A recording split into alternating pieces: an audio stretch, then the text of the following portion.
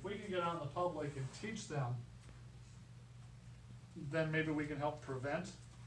So, in some ideas, there's mission statements written towards this. You know, obviously, we want to encourage or maybe just empower the citizens of our districts to be more vigilant.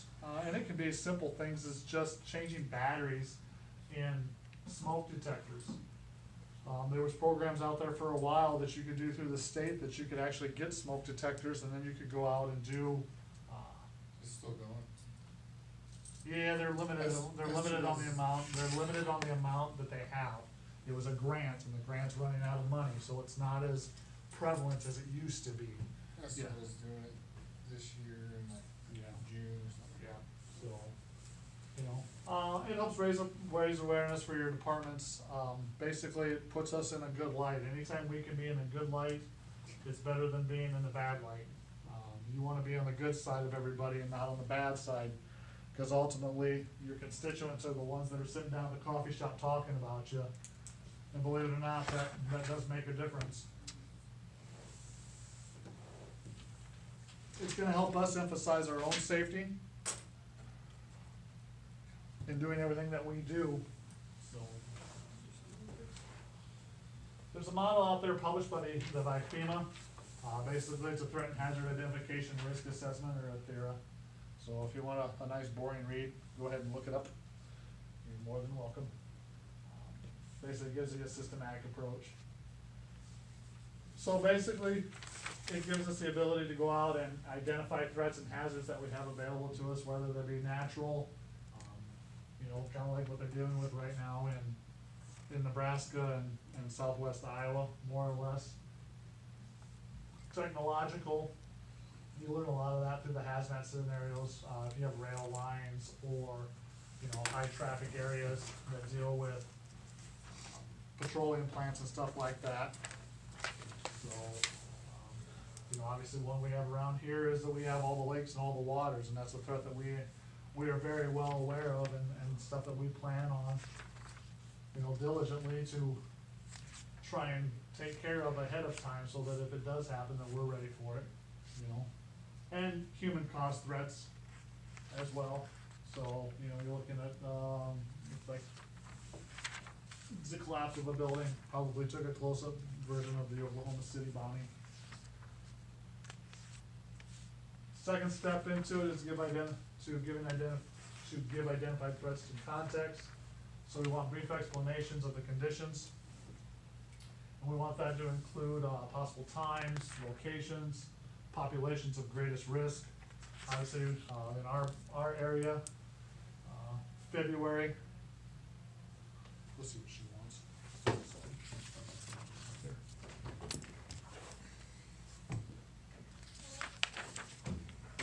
You know, our population in February is a whole lot different than it is around the 4th of July around here, so we're very well aware of that. Not only here in APO, but Spirit Lake and then Milford as well. So, the third step is to examine the jurisdictional core capabilities, based on the list of descriptions, the effects it may have among the communities. You know, that's where you gotta be able to get along with each other, so that if something happens, that we know and we can communicate with each other. And then combine the effects with the outcomes, so the community wants to reach in a reasonable amount of time. You know, they don't wanna be sitting on waiting for us to do everything, if we're not trained and capable of doing it, you know. So they also expect that the care and compassion that we give to our own people, that will give also to other jurisdictions as well, if they call and ask for our help.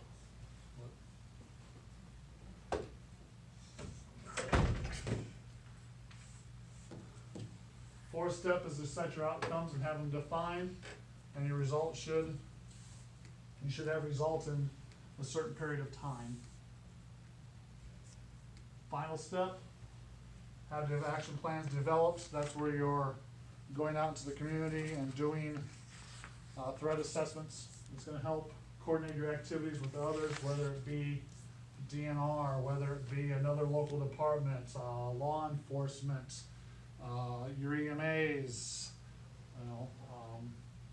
know, if you've got a large area that you're dealing with and you need to be in contact with construction companies that can help with demolition, things like that, you know, and purchase the materials that you need to take care of that stuff, and if you don't, be in coordination with another department or somebody that may have that, so if it's a scenario that you may need help in, you know, obviously in the area we're in, when we think of water, well, if there's a water rescue scenario in anywhere in the county, they know that Arnold Park Okoboji has that capabilities, and that we have all the equipment that is needed to deal with just about, if not all, threats.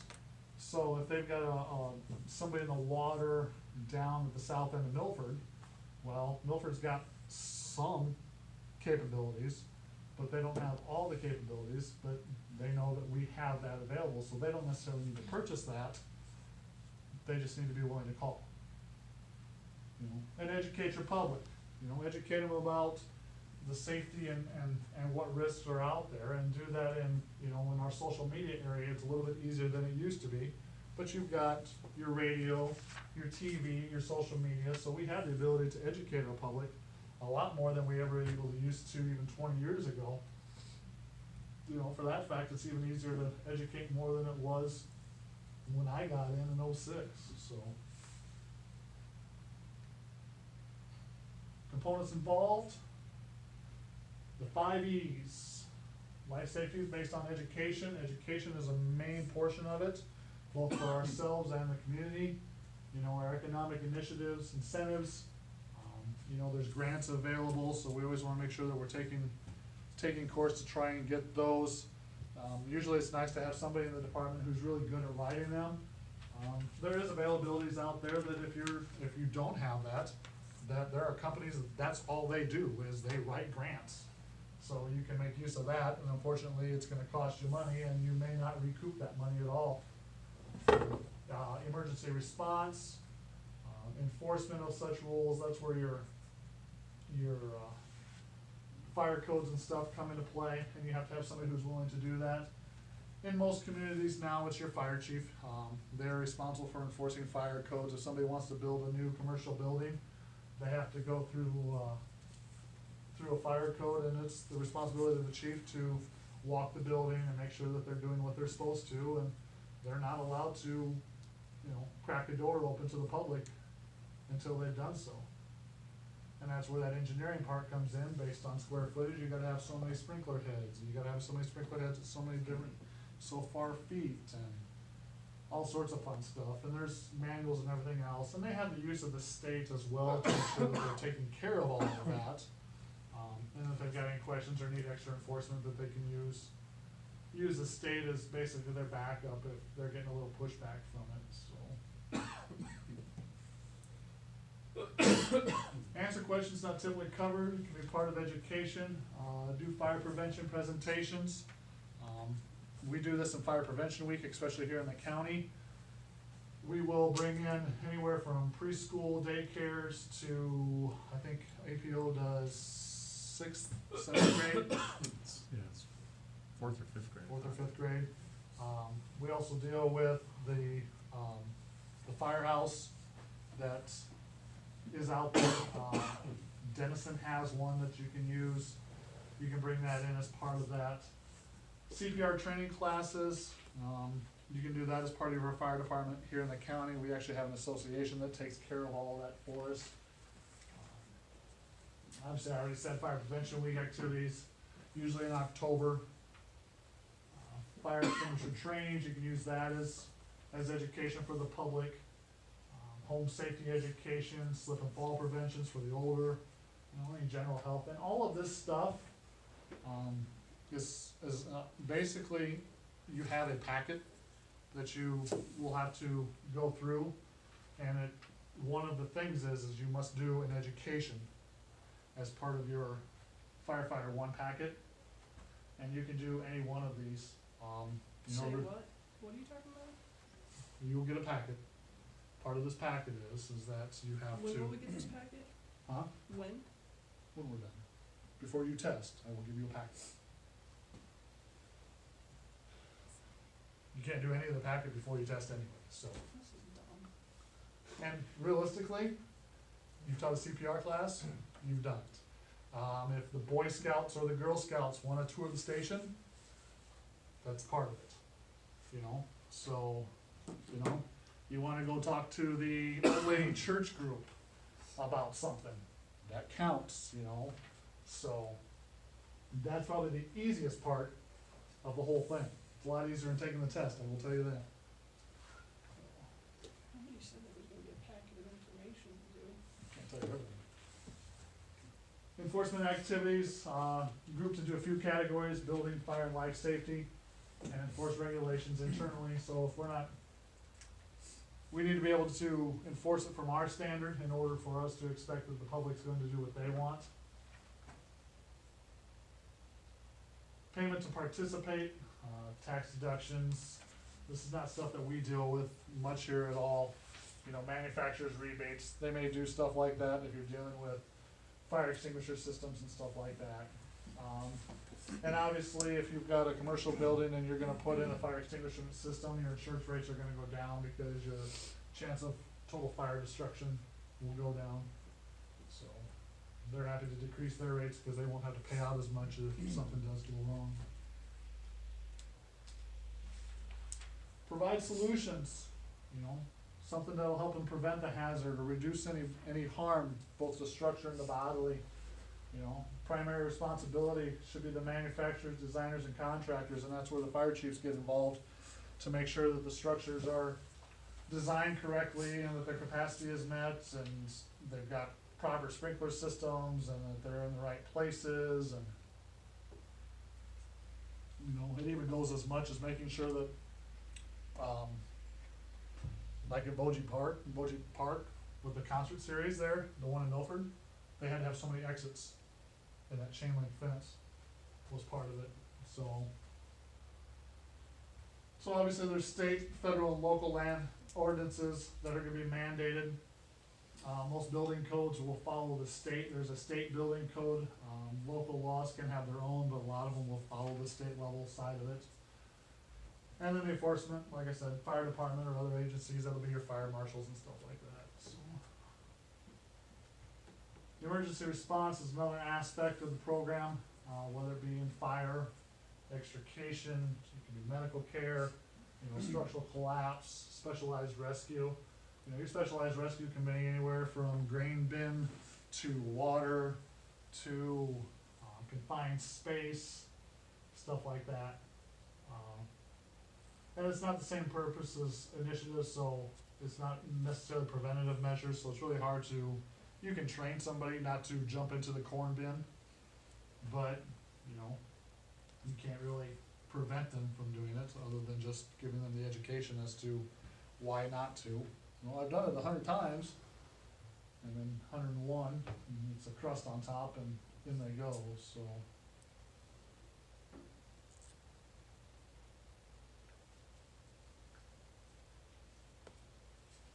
Education is designed to have reached two goals: to inform our citizens about unsafe behaviors and to provide information on how to change those behaviors.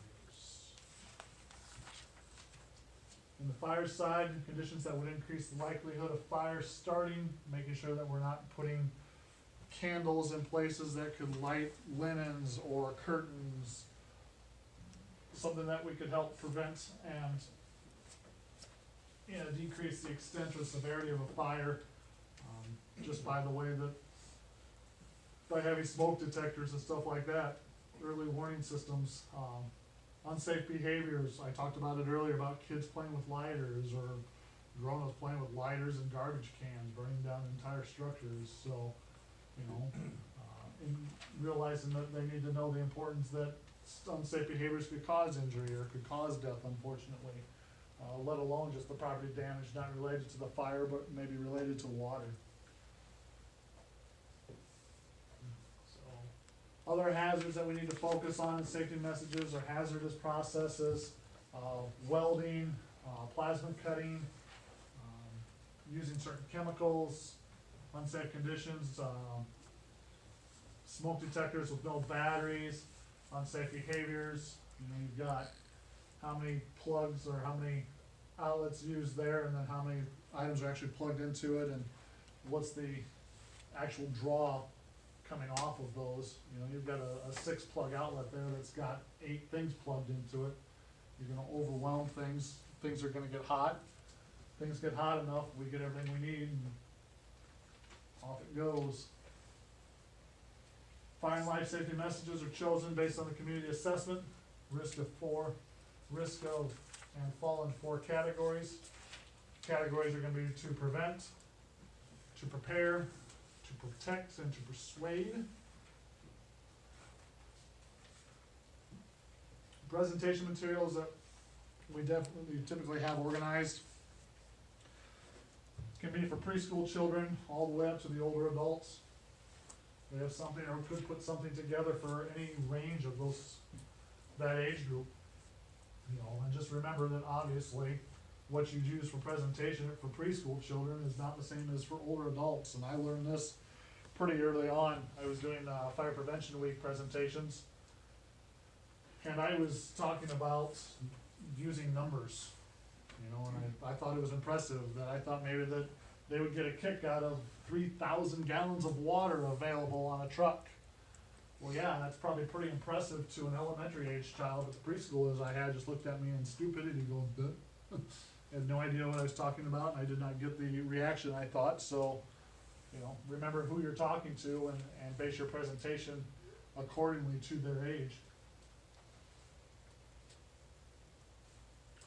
You can do structure surveys, pre-plans, stuff like that, you know, performed by fire companies, you know, or put a group together in your department and, you know, say, hey, you guys go out and do 5 pre-plans or whatnot on some night, just to get yourself out into the community. It does a few things. It makes you become familiar with the community itself, makes you become familiar with maybe a building you've never been into.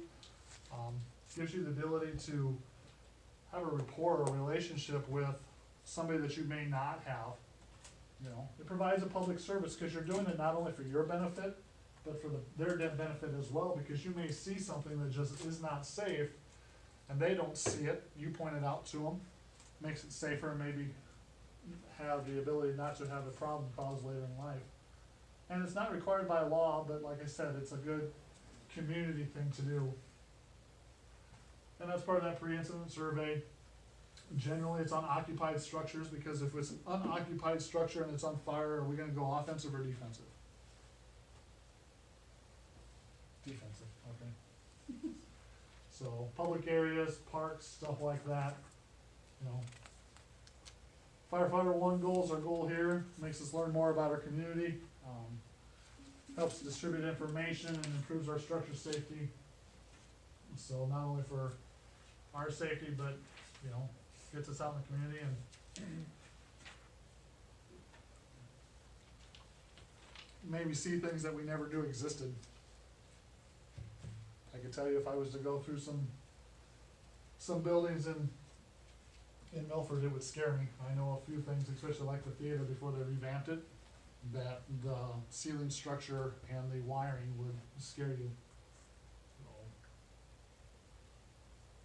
Juvenile fire center programs are a definite benefit. Identifies risk children. It also is a way to intervene in behavioral development and assess cause for obsession. You will notice that there are kids that are just simply obsessed with fire of some sort, playing with lighters and playing with some sort of fire and starting fires, even small ones, and like I said, then they get a little bigger, and then they get a little even bigger, and those are the ones that we need to really intervene with and make sure that they're, not getting to a point of risking or injuring family or friends. U.S. Fire Administration identifies the impact of juvenile fire setter programs. It lowers the arrest on arsons. Not as much property loss, and it's the second leading cause of fatalities for those juvenile fire starters. Like I said, that is one of my nightmares I live with, is because of a juvenile fire starter. So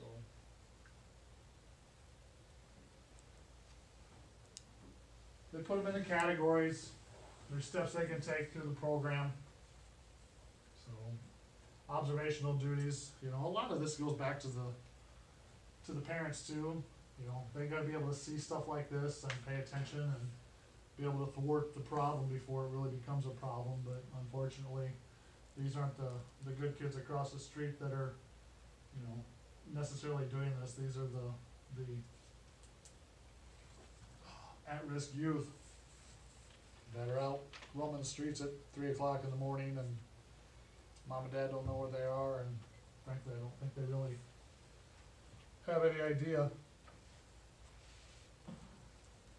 Prevention's gonna be able to teach, between mattress and lighters, that they're not toys, how to use them with supervision and only with supervision, and what their destructive nature can be. Provides adults with the categories and indicators so that they can notice, importance of keeping matches and lighters out of reach of children, you know, supervise those younger children. And a lot of those younger children are the ones that see mommy and daddy sitting out on the deck or something, smoking cigarettes or using the lighter or whatever to light the bonfire outside, and they think they can do it too. So helps make children aware of the dangers, you know. And, you know, obviously hire only properly approved babysitters helps as well. You want somebody that's gonna pay attention and be trained to know what to do, even in case of a fire, how to use fire extinguishers and stuff like that. Report trends to personal or professionals, and follow your department's SOPs. And last but not least, the role of firefighter one in enforcing life codes.